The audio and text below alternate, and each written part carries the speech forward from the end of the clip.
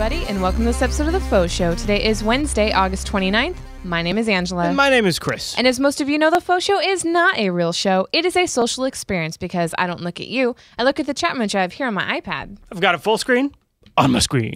It's over there on a monitor where we can see ourselves. And I have it over here, but it actually is present in the best lower third on the internet. There Built it is. right in our lower third on this here FauxShow. Hiding our drinks. Actually, And mine's kind of off screen right now. Mine is tucked. Actually, see, I've even built in that that little bit.ly/FauxShow there because it hides the. I think our drinks need their own segment. Actually, the straw sticks up just above the lower third. So, anyways, okay, good. This episode of the FauxShow, we're going to go down our top 10 best kids movies for adults. Yes. Now, because yes, there's some geniuses making these kids movies that make them tolerable to be able to be seen over and over again.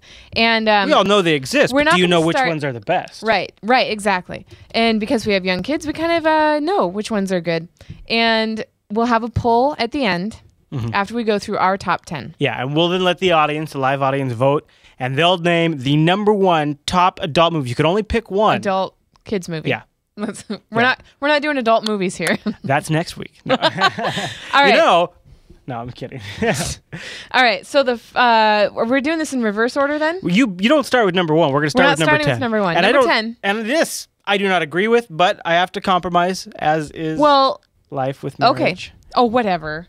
Your face. Number 10, The Incredibles. Yep. Absolutely one of, I would say, in my personal top 5 kids movies for adults. And what? It's in your top 5 too? No. I'm agreeing that it would be for you. Yeah. Okay. Jeez. You're all about superheroes and stuff. Oh, this is like and so is Dylan, ridiculously. This is superheroes meet James Bond in a cartoon. It's a lot of fun. So The Incredibles was in 2004, and it's a Pixar movie. There might be a couple of those on Is there a particular favorite moment of yours? No, it all really stands out at me. I remember what really struck me as pretty funny is the way they kind of painted him as sort of a burnt out, like office worker. Yeah, exactly. Yeah, a desk job. I thought that was clever and cute. Right. And the other thing that the movie, and I think this is the part that the adults will appreciate, is I thought the relationship between the dad and the mom was like fun and unique for a cartoon and believable. Which I thought was interesting. I really liked the part where the son used his powers in class to troll his teacher. Yeah, that was good. And then when he's caught, the dad's impressed. The dad's all like, "Yeah, you must have been booking. Faster. Yeah, you were faster than the video. Yeah. You must have been booking." That was really good. Yep. All right. So that's number. Yeah, that was actually. That's another great. Yeah, this is another. Well, great that was when he found out. Anyway. Yeah. All right. Well, so that is number 10. So for some reason, BSD guy says the best kids movie is The Godfather. I haven't actually seen that. I don't believe that's. Am I going to get? That's true. And I'm gonna. The Godfather. Yeah. Oh, anyway. No. 90. It had a $92 million budget in the for the making, but it grossed. Ready for this? Jeez. You're gross. Jeez. What is that 631 billion? Million. Is it million? Okay. Except it has an 11 next to it. I'm not sure that's a reference box. No, Godfather isn't. Well, it might be your kind of movie. It's just a gangster shoot 'em up movie. It's like the pinnacle, though. It's like the masterpiece. Watership Down. It's like if you haven't seen Star Wars. Yeah. I've seen Star Wars. I know that. All right. But anyway, I might have to see The Godfather. Should we move on to number 9? Now, yes. I had to do a little. I had to give on The Incredibles to have this one make it this far in the list. I feel. I haven't seen this one. Yeah. So I don't really have a comment. So you're going to carry this one. Well, this is the fantastic. Click on it. What? Click on it. It makes it bigger. Oh, that's what she said. Yeah, that is what she said. This is the Fantastic Mr. Fox, and it stars George Clooney as the main voice of Mr. Fox. And it's about this fox who is living like a straight life, but he used to be a hen house robber. And he's now, working a 9-to-5 and sort of realizes that it's just not really his thing. He's kind of having like a midlife crisis and decides he wants to get back into hen house robbing. And it's got a really interesting animation style to it. Oh, and Bilbo likes it. Oh, he loves it. He loves it so much, he says. It's very clever. It came out in 2009, so it's not as new as I actually thought it was. I think I was just... Oh, that's interesting. I guess I was just a little late to the party. But... to the party? Okay. You're not familiar? I've been potty training for the last Here, I'll play a little 9 days. I mean, I haven't. I know how to use the potty. Uh-huh. And so it begins.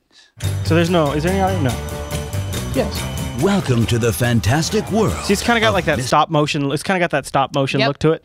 Yeah, like almost claymation and yeah, exactly. And it's very clever. It's got a lot of really funny things in it. Pure Well, I wild should animal watch it. craziness. His wife is fantastic. If what I think is happening, You know, I did. Dylan was watching it one time, and I caught a little bit of it, and I wasn't thinking that it was very. It's not very kiddie. His age friendly. It's not. It's not. It's not. It's pushing the kids thing. I think it is almost more of an adult's movie. Yeah. But you could like if Dylan was a couple years older, I think it'd be more in his age range. But okay, I'll have to watch it and then give you guys a report back. The rest of the movies I have seen, and this next one, I think you guys will. Hey, what? What? There we go. Wally. Wally. And what's cool is like the cool thing about this movie is there's hardly any like words. Like there's not a lot of talking in it until the end. But what I like about this, which is kind of sad, And which is interesting too, is it still manages to capture even the kids' attention. Yeah, it totally does. Yeah. But it basically makes fun of the human race for being such consumers. You know, there's a big underlying message, and it's a nature, or what is it? It's sort of like we're over consuming. We're kind of evolving into these lazy slobs that are going to have everything done for us. I mean, it is kind of a heavy and not really caring about the environment. It is a pretty heavy toned message. Yeah, and it's actually it's similar to another movie that is on the list, which we will talk about later. Wally is, I think this is another Pixar movie, isn't it? Alan has corrected me. Yeah. It's less the human race and more Americans. And that is correct. You know, we're on the SAD, which is standard American diet. Yeah. And it's Wally, though, some people hate it. Some people. But I enjoyed it. I had a predetermined bias against it because it kind of felt like a remake of a movie I was fond of in my childhood. Oh yeah, I remember that now. And then watching it, I realized it's a completely its own creation, and it's not even the guy looks a little bit like him, but that's the only real connection. Juiceman said, "What's it a boot?" Eh?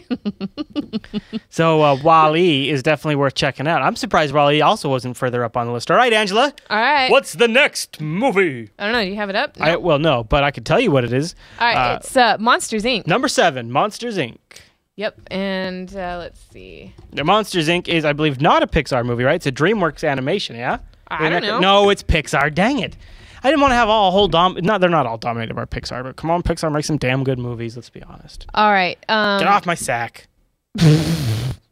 Mail sack coming up. Yeah, mail sack later. Yeah. Speaking of sack. So I'm going to do a shameless plug. Momvault.com, which is my mommy blog. I did an IMHO Monsters Inc. And if you're not keen on all the abbreviations of the internet, IMHO stands for In My Humble Opinion. Really? They're watching a show on the internet. That doesn't mean anything. Okay. Anyway, all right. I talked about how adorable and great this movie is for me to watch with my kid. For me to watch with my kid. I didn't say it like a robot, you jerk. Anyway. It's a very fun movie, and it's also, this actually is a bit of a commentary on peak oil, I think, in a way. I don't even know what you just said. It sounded like... Oil consumption in a bit? I mean, is it peak oil, as in... Peak oil? So they're dealing with a scare crisis. Well, yes, right. Where they're running out of scare, right? Screams. Like, scream, yeah, but they call it scare, No. right? Don't they call it, we're running out of scream? Scare? No. I don't know. Anyways, whatever it is. And kind of like we're running out of oil. Okay. They're trying to find an alternative fuel, which is laughter. Kind of like we're trying to find alternative fuels, which aren't oil. Mm-hmm. It's just funny because you said peak oil and I thought maybe you said pure cool. No, peak oil is the term where we... No, I get it. Okay. I get it now. Right. It's just funny. I was just trying to make sense of that. It's not a stretch. I think that's exactly what it is. Really? Who says it's a stretch? All right, fine. Oh, Pressman57. Yeah. There's the chat room talking at us. Well, if you believe in peak oil or not, it just depends it just matters if the writers believed in it. Right. Well, anyway, so yeah, it's a really good one to watch, and I don't think that's a stretch at all. I think it was one of Dylan's first movies that he watched. Yeah, he loved it. Yeah, loved it. Absolutely. Well, or was it that, or was it number 6 on the list? Nope. No, it was before 6. All right, what is number 6? That was my lead-in. Yep. Oh. Number 6 is Finding Nemo. You getting it up? No? Nah, who? What? Me? Nothing. Nah. How many times am I going to say that? And is the chat room going to say that's what she said? Okay, so you just start Finding loading it Nemo yourself. is a 2003 movie about a fish. Everybody knows about Finding Nemo. Yeah, okay. It's cute. It really is cute, and it's funny, but it's not one of those movies where you watch it and you're like, oh, that was really funny. I didn't catch that the first time.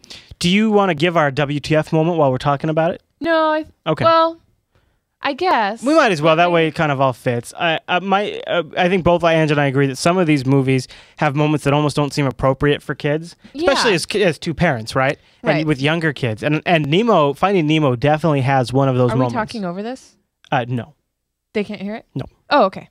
All right. So I can hear the audio. And anyway, what? Okay. At the beginning, Coral, Nemo's mom, is like just I don't even know. She's a bit of a nag. Yeah, she's a bit of a downer, like bitchy and just I don't know. It's just weird. And then she's she like, doesn't appreciate the nice house that he got her. Yeah, and then there's a semi-violent death scene. Right, and then she's eaten, and all the babies are babies are eaten. And it's really? like, why would you show the mommy getting eaten like that? And then the baby, that's the first thing that's going to happen is your kid's going to say, "What happened to the mommy fish?" You know? Well, mommy fish died. What's that mean? Yeah. So, anyway, so that's the only thing that was like, really? I typically fast forward through the beginning because I just... Well, and that's the actual other thing about it is you can fast forward through the beginning and there's really nothing lost. Nemo's raised by his dad. Alan says, kids need to be toughened up. Bambi. Which is one that we haven't gotten yet.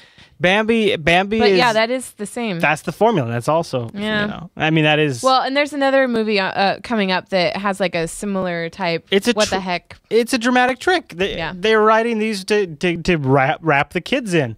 And that's got to get their attention. Yep. I would think. All right. The next one on the list is really a series of movies, but we can only make room for one.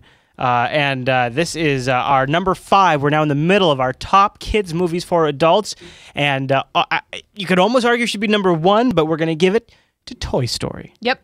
And really all 3 Toy Stories. But Toy Story 1 is almost really the epic. Best. Yeah. Epic. Mm-hmm. Toy Story 3, I waited so long to watch because I didn't think it could be as good as 1, and 2 is meh.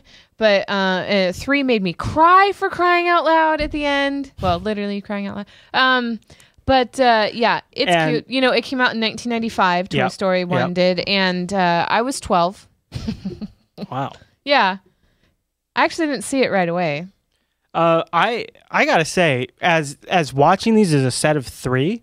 There's so many, like Al's Toy Barn gets mentioned as early as in Toy Story 1, even though that's like the main thing in Toy Story 2.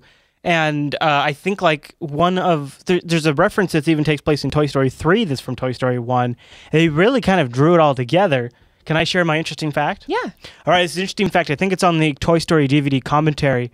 The reason why Andy only has a mom in Toy Story. You ever notice that? There's no dad? Well, it's not just this movie, and it explains a lot of the other movies. There's so many where there's only one parent. It's just a business reason. It costs significantly less to only have to render, to not render that human. So to only have to do the mom is more money. It saves money. Well, it's less voice actor. It's less CG work. It's just either parent. Yeah.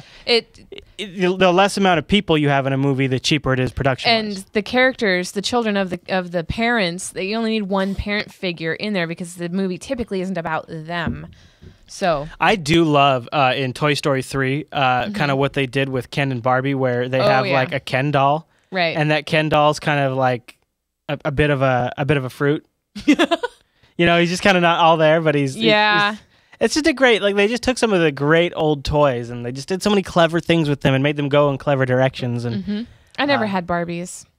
Oh, we've covered that. Yeah, probably because you like to bring it up.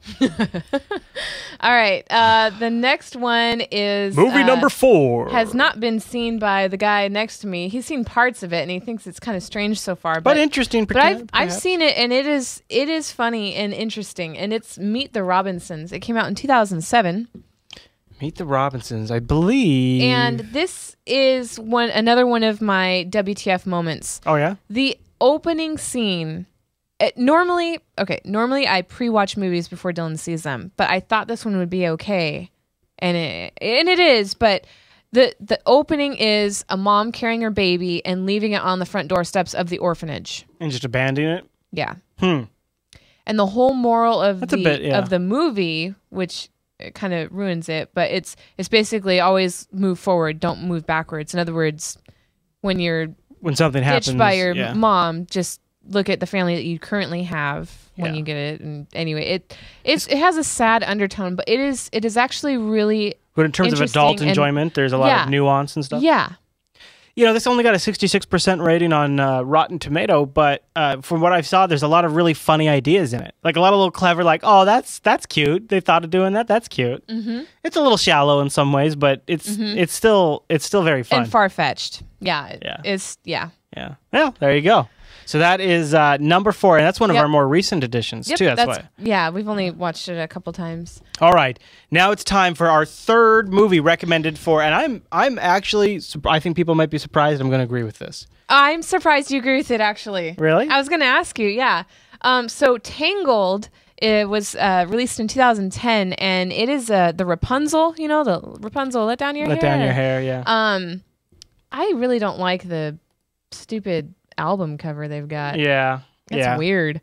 But anyway, they made up a nice little story around it, and where she's in a tower with her mom, and when the mom sings, and her hair glows. He's not really a prince, but he's more like a charming rogue comes to hide out. He finds her, and then chaos ensues because she wants to go, and she wants to leave the tower. Yeah. And the whole premise, the whole plot device, right, is she has that crazy arse hair that of course, once the movie, this is the thing, this is the one complaint I had with the movie, is once the movie got down to business, they just tied her hair up into this convenient little, it's forever long, and then all of a sudden, just tuck it up into her thing. But it took place during this really cool scene where all these lanterns go up. Mm-hmm. This is a very nice moment in the freaking movie. It's a cute movie. It's a cute movie. And it is. And Dylan likes it because it's got a pretty girl in it. And he likes the pretty girl. And he told us that. I like the pretty girl. And so there you go. That's Tangled. And that is our number 3 movie. Now, Angela, are you ready? Now, chat room, don't forget, you're going to have a chance to vote on these. You get to pick the top movie. But our number 2 movie is... The Lorax. Dr. Seuss's The Lorax. This also has the distinct honor of being Dylan's first movie in the theater. It has, yep, and I wasn't there. So the Lorax is, what was I going to say? It also has kind of a bit of a message to it. Yes, it does. It a lot of comments again on consumerism, like plastic trees, plastic lawns. You know, making jokes that adults definitely would register, but kids wouldn't even register that was a joke. Right. A lot of that kind of stuff. Yeah. So basically, they live in this world here without any trees, and they buy their air, which is created in a factory outside this world or little area that they live in, and they have to buy the fresh air. Yeah. And everything's commercialized and everything's sold. And then, in order to impress a girl, the boy goes and tries to find a real tree, an actual tree, because this place, there's no trees. And then you find out where all the trees went. And that's actually where the story really picks up. And then it's very fun. And there's a really funny part. So the little boy, well, first of all, that's what I was going to say. Betty White is the grandma of the little boy. Yeah. And she is just a kick-ass grandma in this. It is perfect. But, there she is. Anyway, he goes to the Onceler. This little boy goes to the Onceler because the Onceler, who lives outside of their little area, knows what happened to the trees and might have one. And at one point, he's like, okay, well, I'll tell you the story. A long, long time ago. And the little boy's like, wait, can we not go so long time ago? And I can't remember what his response was, but it's eventually, very clever. There's a lot of quick quips. Yeah. It's a good one to catch. And bears. Yeah, lots of really funny moments, and it's very, it's got a very environmental message about it. Oh, and good music. Got Taylor Swift. Are you serious? Yeah, she's in there. Yeah. Oh, I didn't know that. She's you like the music. Yeah, you just bought the album. You should. I didn't buy the album. I just bought the closing song. Oh, right. Let It Grow. Yeah. the tree, you know? Yeah. Let the tree grow. All right. So now our number one movie. Now remember, Oh, these... Bunny says Polar Express. Yeah, Polar. Sure. Well, could- you know, we're coming up on the holiday season. Yeah, we gotta- So yeah. we will be doing probably the 10 Christmas movies. Now remember, I these think. are the top movies for adults to be able to watch and enjoy. Like almost like And it's not even of all movies because, you know, there's other movies that we didn't include, but this is Possibly. of the ones that we've had to watch over and over again. That's true. Our personal recommendations, Yeah. yeah, and the ones that you get the most enjoyment as an adult. So our number one pick, number one movie for adults to watch is Cloudy with a Chance of Meatballs. Cloudy with a Chance of Meatballs. Is Seriously. There are so many things that you can pick up out of this movie. You can watch it a million times and still find something really clever. And again, it's about consumerism a little bit to the point where, you know, they that you wanna overeat and It's- stuff. Yeah, I guess. But overall, it's just So really funny. fun. This has And got to be my favorite non-Pixar kids movie, like in terms of quality of movie. I think it's my favorite kids movie. Yeah, no, it's a really good Period. kids movie too. But it like a lot It of is movies, so clever and funny. it has depth to it. It has a father-son relationship element to it. It has a Mm-hmm. lot of humor to it. It has some commentary. It has a boy-girl relationship and the girl character is very Of course. funny. Yeah. Yeah, I like this one a lot. Yep. So, all right, chat room. Now we're gonna put this. We'll put this link in the chat room right now that you can vote on. The poll. The poll will be linked in the chat room. You go vote and pick which movie you think is the best movie, There you go. kids movie for adults. Right there. It's in the chat room right in the now. lower third there. Go vote. So there were 4 movies that I took note of that didn't make it into our top 10. Oh. And that includes Cars, Over the Hedge, Ice Age, and Ratatouille. And I know Ratatouille was mentioned in the chat room earlier. So those were 4 that didn't quite make the cut. Wow, we got people coming in now. Everywhere? Wow. We got some people coming in. Let's see. Right now, Toy Story is in the lead by 44%. Murphy said I told him to watch it a year or 2 ago, which I know I did. And he never got to it. What? Cloudy with a Chance of Meatballs. Oh. I played the clip with the dad having to send the video on the computer, and he's trying to look for the window. Anyway, it's hilarious. Yeah. All right, so there you go. So chat room, you start voting on that now. Yep. And now, Wow. are we going to do the mail sack? You ready to do the mail sack? Yeah, let's do. All right, Oh, you get that, wait, no, you get that yeah, primed I up. gotta get that. And right, so actually, Toy Story's lead is dropping now, and Wally is picking up. Wow. Yeah, it's Toy Story still ahead, but we got people voting in Australia now. Right on, and boy, this is crazy. New Zealand's clocking Yeah, in. that's Crash Bandicoot. 1 vote for Toy Story coming out of the United Kingdom, and we got 1 vote from Chile for Wally. Oh, that's Kentucky. See, people, Angela knows you. So now there's our. You see this? This is a social experience because I get to know you. All right, so you ready for the Jupiter mail sack? Yep. All right, it's time for the mail sack. All right. Here we go. What's the first email we got in our sack tonight? Normally, I hope I didn't give anybody seizures with that. All right. Oh, The Incredibles got a vote, finally. Come on, chat room, go vote some more. I'm Jeez, gonna put it in there no again. Monsters Inc. or Meet the Robinsons. This is crazy. Now I think we'll put the link for the download folks too if they want to catch it too, and we can maybe review it. In Wait, what is your title? Faux wife beater? So nothing. So what we could do is how about we What? review the poll in the mail sack next week. So Okay. we'll let the download audience vote too. Yeah, sure. Okay. That All right. sounds good. What's our All first right. email? So Per writes, and that's PER, writes, I am a big fan of the Linux Action Show. I am a bit of an amateur coder, and I made a little app for Android that is called Smart Switcher. Basically what it does is lets you control your phone without touching it by waving your finger in front of it, or by covering it or shaking it. It runs different actions like toggle flashlight, Wi-Fi, Bluetooth, etc. If the phone is rooted, it can even bring up recent apps for magic multitasking. The app is not even a month old, so it may still have some bugs. If you would like to check it out, I would be honored. You can find the app on Google Play by searching for Smart Switcher. Let's go take a look. Google Play, huh? Let's go find. Yeah. I hate the name Google Play. I hate that name. Smart Switcher is a good name. Was it 1 word or 2? It looks like it's 1. Smart Switcher. Is this it right here? You think this is it? Does this look like him? I don't know. What do you think? Yep, it does. That looks like him. This I is think pretty so. neat. Looks like he's gotten between 50 and 100 installs too. It's only 73K. This is neat. Oh, yeah. Here you go. Gesture and landscape, smart screen on. This is pretty neat. So is this something you'd cover in LAS? It could be an app pick. Now to make it an app pick, I got to try it. Right. So I got to try it. Okay. Yeah, forward that to me. Okay. All right. Yeah, so he, hasn't seen the mail sack yet. You can find that in the Google Market. All right. So the next... I'll put a link in the chat room, though. Jack writes, I am Jack Baker. Hey, Jack. And I almost read Bauer. And I've just started my own YouTube broadcasting group and would like to know how you do the video visual stuff because I use Movie Maker now and would like to use something much better to make my videos better. Could you give me and my small team advice? Please email me back. All right, Jack. Well, since you're using Movie Maker, you're obviously on Windows.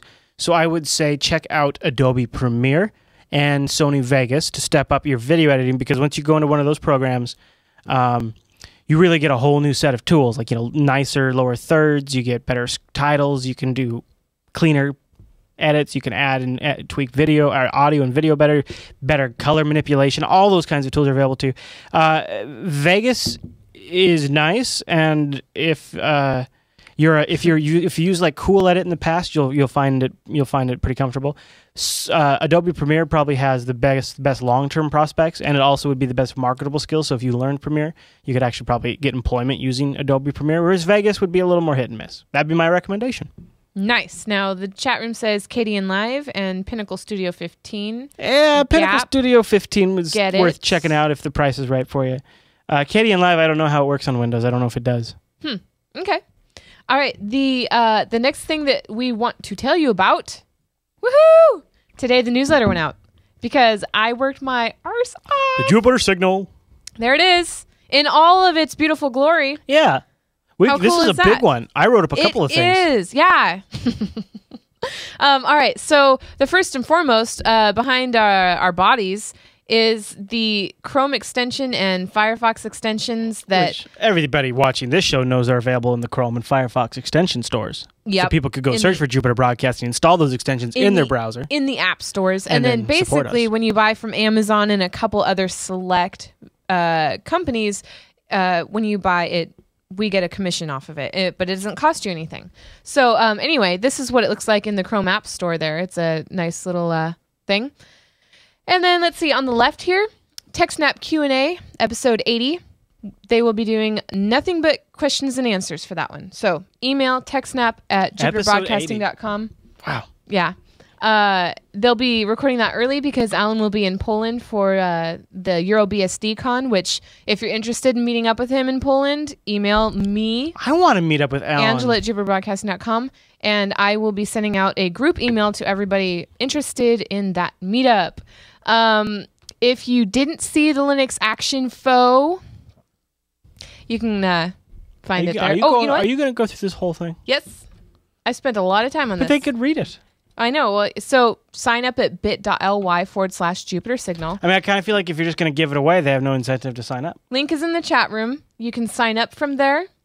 And you can also look at past issues. Yeah. All right. So there's the Unfiltered Secret, and I used Chris's crying from onions picture when conveniently he was wearing a Jupiter Broadcasting T-shirt. Yeah. I'm like, what picture can I use of him?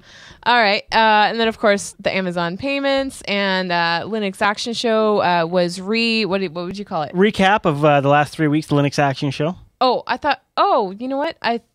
You probably wanted to mention about how you redid artwork and stuff. But okay. Next month's FauxShow Awards. How did you find Jupiter Broadcasting? Email Angela@jupiterbroadcasting.com with your IRC nick and your story. Brief, please. And then finally, take this poll. And you can click on the HTML5 picture or the Take Our Poll picture or this, hyperlinked, do you like the HTML5 video player on our show pages? Not on the live view screen that you're looking at right now, but on the episode shows. Like on the actual posts. Videos. Should we do a poll update? Are you ready? Yes. All right. Here's the data as we stand right now. Toy Story's winning at 38%. Cloudy with Chance of Meatballs, a weak 10%.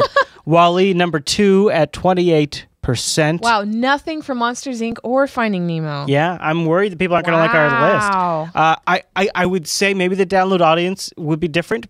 My bet is it might bear this out, but we'll see. We'll see. Okay. Only you can decide that. So go vote. We'll have a link in the show notes. All right. Well, let's see. So all the how to find FauxShow stuff is in the show notes, which is at jupiterbroadcasting.com, and then look for episode 105, or if you're wanting the show notes for another show, click on that show, and they'll be there. Just scroll down. There's stuff down there below the player. Below the video, there's links to download it, subscribe, and the show notes. And let's see. I guess that's it. So awards in 2 weeks. Next week may or may not be a Minecraft show. And one reason is to tune in live over jblive.tv at Wednesdays at 8 p.m. Pacific, which chat room, can anybody, what time is 8 p.m. Pacific in your time zone? And state your time zone in the chat room for folks. That way they can translate to their 1, 2, area. 3, go. Yeah, say your abbreviated GMT, EDT, CMT, hey, whatever. I got it. I'm just giving them time. I got it. I'm giving them time. I already had something I wanted to say. I got it.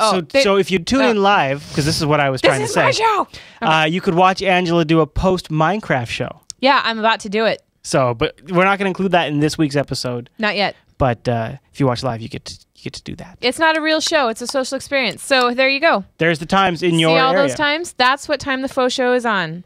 And we invite you to join us. So for you audio listeners, it's 10 p.m. Central, 11 Eastern, which is late, but it's a late. Think of it like you'd watch Leno. Only Leno sucks. 5 p.m. in Hawaii. That's sweet. Nice. 8 p.m. in Pacific. That's there you go. 3 p.m. in New Zealand. That's not bad either. Yeah. I know, right? Yeah. All right, well, that's it for this episode of The FauxShow. We will see you next week. Don't forget, you can catch recent episodes of The FauxShow on jupiterbroadcasting.com/FauxShow. Also, get them on demand in the iTunes store. Search for FauxShow.